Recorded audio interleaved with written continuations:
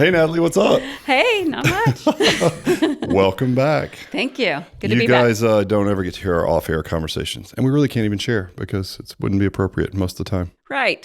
So Better there's a few not. swear words in there and other things, which I guess our audience probably doesn't care. I let those fly pretty good. Yeah. But welcome back. Thank you. I think you're the only repeat guest. I mean, Matt's on here, but he doesn't really count. Okay. I feel honored. Matt just kind of like keeps things moving, keeps me from going too far off Right. track. But yeah, and I'd like to have you on more. But I'm super excited about today's topic. And you and I would laugh about it because we already know the answer, but most people don't. And the question that we're going to answer today, or at least discuss, is should females or women lift heavy weights? Always. Is I that really it? think so. Always. All right, 3-minute podcast. Good go. to see you guys. Done. Yeah, just do it. Now, I would say over the years, I've really kind of taken that to heart just because I've seen so many good changes. And I came here, I was running, and I would run, I guess, 15 years ago when I started like truly lifting. And this was just kind of like something I would do on the side. Of course, I worked at a gym, so of course I'm going to lift weights. But Right. It didn't really hit home until over the years, I've just decided to run less. My body has appreciated it more. And over, 5+ years or so, I've really picked up weight and lifting heavier. And I've seen not only better running, and my body doesn't hurt like it used to, just from pounding it from the running, and just taking more into appreciating my workouts, trying not to work out too much. So making sure that there's plenty of recovery in between. But when I'm working out, the goal is really depending on the day, but most of the time I'm lifting pretty heavy that by the time I'm done, I'm done. So when we're talking about lifting heavy, I think a lot of the information gets a little bit skewed for females, or it has in the past anyways. It's not as much these days, but it would really be like lightweight and really high reps, right? Sure. And so, what would you say to someone, and this still happens regardless of what we think we know, but we have the curse of knowledge of being in the industry. So somebody comes in here and they would say something to you like, I don't want to lift too heavy, right? I don't want to get big, Okay. right? Very hard to do. I mean, very hard to get big. And I think, Now, why is that? Just- How would you explain it to me as in layman's terms? If I was a client sitting down saying, Natalie, I don't want to lift a lot. I don't want to get too big. yeah, and I would say unless they're taking something extra, whether it be some kind of stimulant, some kind of something extra You mean like testosterone? or whatever is out there. So if you Yeah. have a small mustache or chin whiskers, you might not want to lift. Right, but it's very hard to do. And most women, I mean, I think most women, it's usually their pants don't fit anymore. Of course, you have quads now, you have shapely legs, that kind of thing. And they get the idea, I don't want to build so much. So, anywhere in their body, shoulders, arms or what have you. But genetically, I think you're only going to get what you should be. That's just Right. kind of what you were born with. And if your diet is right and you're doing it, heavy enough, then you will actually look leaner. Even though the scale may show you that you're a little bit more in weight, that's okay. That's a good thing. Right. And that just means you're packing on muscle, and luckily here we do InBody, so we can kind of show that. We can kind of confirm everything that they're doing is working. And then just talk diet, talk how they should lift, why they should lift, and where they should lift. But it's a matter of usually it's very hard to get bulkier unless, like I said, they're just doing, something they shouldn't. Well, and I think, in our industry, like looks are a big thing, right? Like you can be an Instagram model and look amazing and just say, oh, I do these side leg raises and people will buy it, right? But I think in the position that you're in, it's really important because like this is the best shape I've seen you in, right? And I know you have a lot of stuff going on. You just moved. You got all this like personal stuff. You got 3 daughters at home. I mean, it's madhouse, right? But you're still getting your workouts in. Sure. And when I see you lift, like for those of you guys that don't know, Natalie's really strong. So she'll be doing weighted pull-ups and, deadlifts and just really heavy lifts, right? And so to be leaner than you've ever been while lifting more weight than you've ever been, right? It's a good example, I think, for people that come in and they're like, well, what do you do? Consistency. And even the days that you don't have great days, you're still, that's just, that for me, it just means That's something I can control, and I can take care of myself. Because if I'm not right, meaning if I'm not getting my workouts in, for me, lifting heavy, it is about, of course, it's about staying. I want to build it and continue to maintain my muscle forever, right? And to do that, you have to lift heavy, number one. Number two, it makes me feel better mentally, emotionally. It's kind of like my outlet and my release. And if I go heavy, then it's like I'm getting, it just helps. And I wish we could somehow take like your thought process, like how you feel when you're truly strong, right? Like, okay, so you just moved. We just talked about that. I'm sure you schlepped all kinds of heavy crap from one house to the other, no right? big deal. Yeah. Right. It's like nothing. It's no thought for you to pick something up heavy and put it overhead. And I'm not trying to be, sexist or say like, oh, girls can't normally do that. But I'm talking about really like powerful things that you couldn't even have your guy neighbor help you with, right? Yeah. Right. You don't even have to think twice about it. But you take that, I think because I feel the same way, you take that feeling for granted, like what it really feels like to be truly strong, right, in your life. Like it doesn't just manifest itself physically, like you said. It's like a mental thing. Like you think of yourself as a different person. Like I'm a strong person, and that bleeds over into emotional and everything else.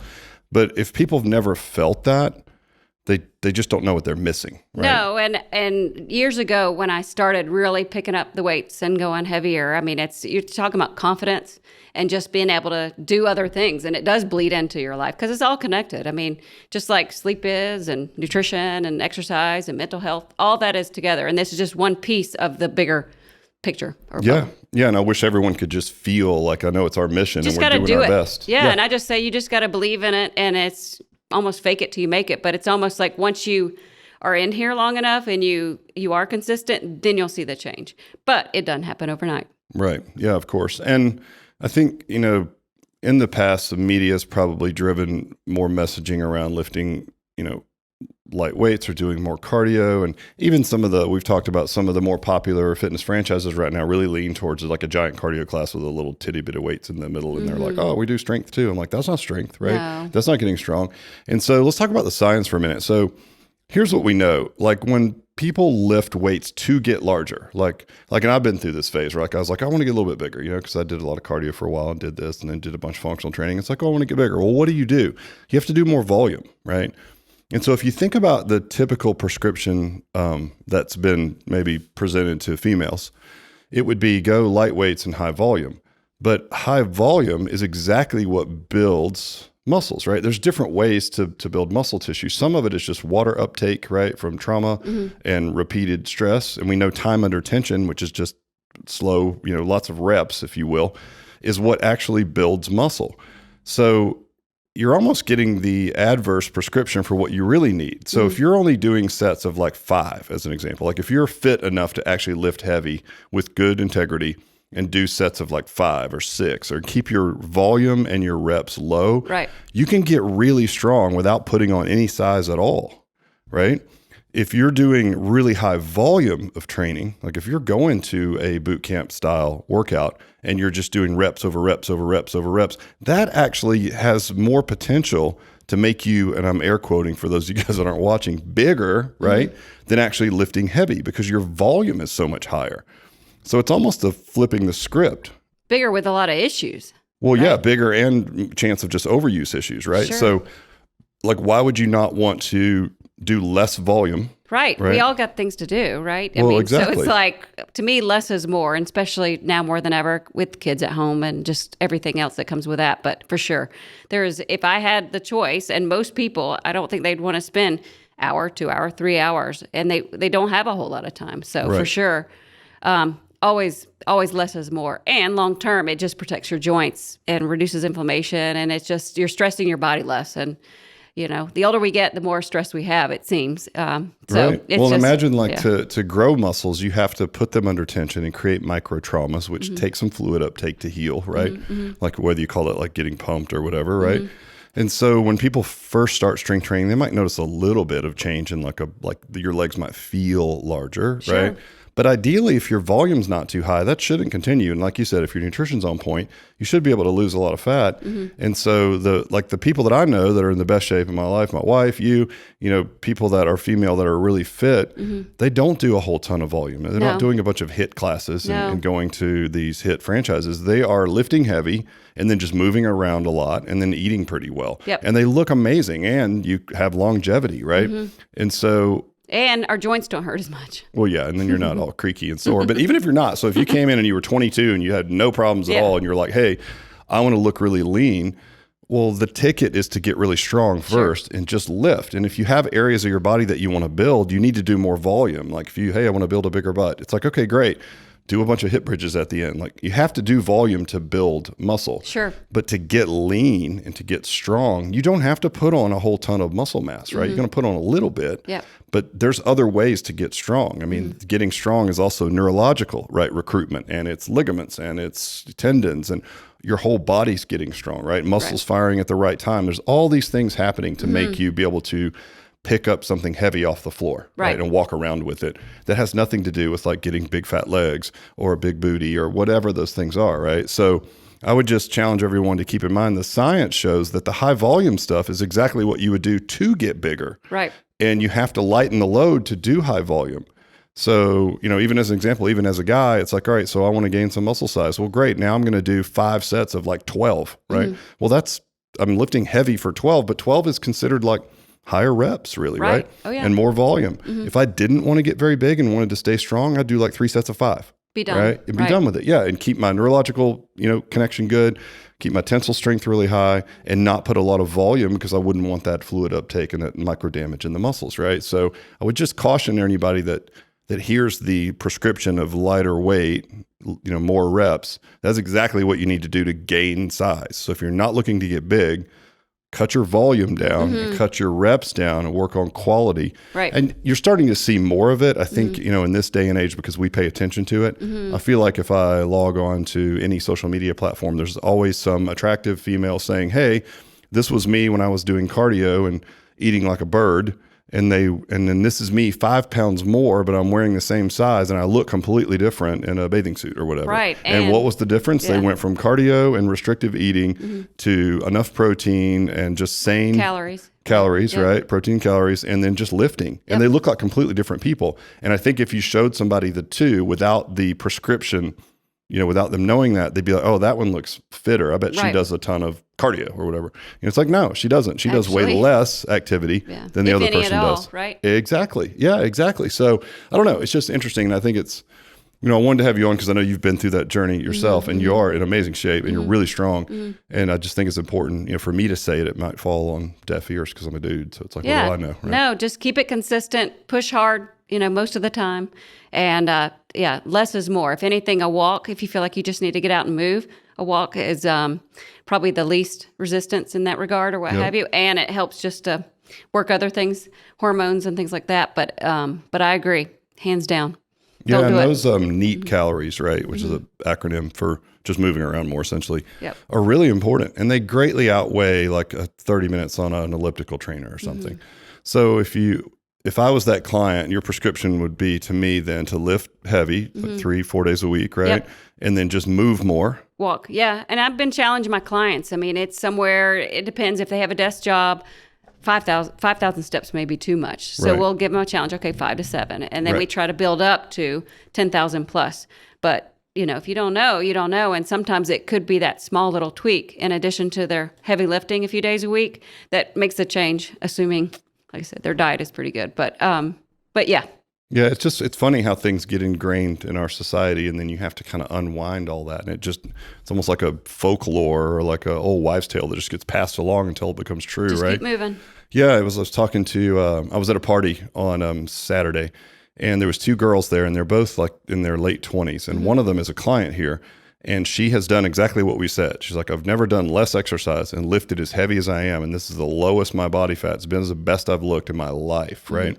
Well, her friend was there who doesn't exercise at all. And if she does, she just like tries to run a little bit or does whatever. And of course, what's the first thing she says? She's like, oh, I could never do that. I could never do weights, right? Because my shoulders are already big. If I started lifting weights, I just get huge. And it's like, and of course I don't have to say it because the person who's actually lived it is like, no, I used to think that too, but I cut back on all my cardio, and I'm not even restrictive on my eating. I just make sure I eat healthy and eat enough protein, and I'm lifting, and I'm in better shape than I've ever been in my life.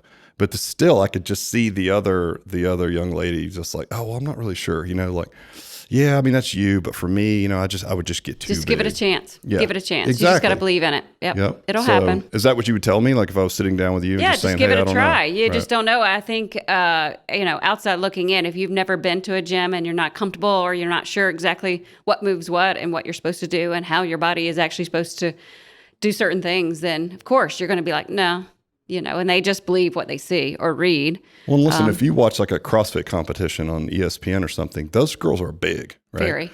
But I mean, you're talking about insane athletes, ridiculously high volume. Remember, we talked about volume is the key to muscle growth, like for aesthetics, right? Tons of volume. And the type of lifting and things that they do, it takes a lot of just overall strength. Think about like farm strength, right? Sure. And to do that, you have to have a really thick core. Right? Yeah. So you see these women and they've got 6-pack abs, but their waist is like a barrel, right? Oh, yeah. Well, you have to. You can't carry 100-pound rocks and run around and do all the things they do.